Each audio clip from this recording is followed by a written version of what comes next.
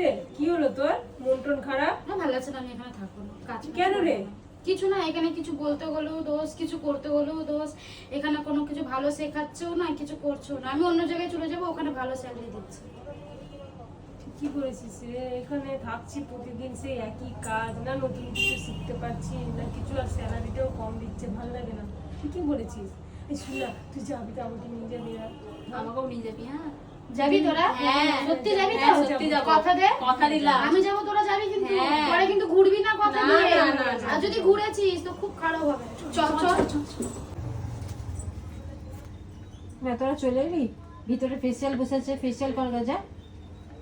দিদি আমি কাজটা ছেড়ে দিচ্ছি, আমি অন্য জায়গায় কাজ করবো, ওখানে স্যালারি ভালো দেয়। সত্যি তো এখানে ছেড়ে দেবে তো? হ্যাঁ। আমার এখানে স্টাফের কম নয়, আমি এখন একটা রাখবো, চলে আসবে।